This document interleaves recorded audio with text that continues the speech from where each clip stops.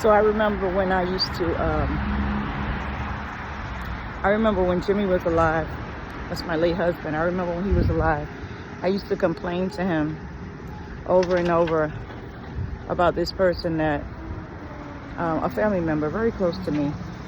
They wouldn't treat me like the way I expected to be treated, because I'm like, hey, you're my close family member and I treat you like this. I treat you well, and you've been my close family member my whole life, and I love you. And I guess my expectations were high because, hey, we're close, at least I thought we were close. And it made me, it broke my heart. And I loved them, and they just wouldn't love me back. And you can't make people love you. You can't make people treat you how you want to be treated, how you expect to be treated, right? And of course we know this. Consciously we know this. And Jimmy kept telling me, Gloria, you got to let people be who they be. he talked like he talked different. He's like, let people be them. You be you. You do you. And you let people be who they be. He said, basically, you let people be how they're going to be. You continue to be how you are. Don't change how you are, for for whoever you are. Don't change how you are. Just continue to be you and let people be how they're going to be. And as it turns out, all these years later, that person is exactly how they are. I finally learned how to be how I am and stay that way. And it kind of worked out. I'm a better person for that. I accepted that that person was going to be how they are, and I feel freer. I no longer run behind them, trying to, because it was embarrassing, and it felt bad. I felt lesser than. I felt sad. It was embarrassing.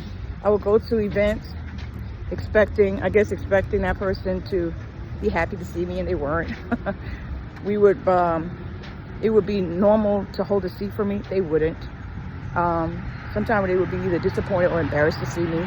I mean, what was it going to take? It's a lifetime of being together, and it was just so embarrassing. And I'm like, what? I'm your family. People that knew us lifetime would be like, are you sure you're related? So, and it shouldn't have taken me that long. I had to start examining myself, because I had to realize that they weren't the problem. I was the problem. I had to learn to love myself. I had to learn to love me. I had to see that I was special. And maybe they weren't the problem at all. That, me not loving myself, there was something missing, and accepting the fact that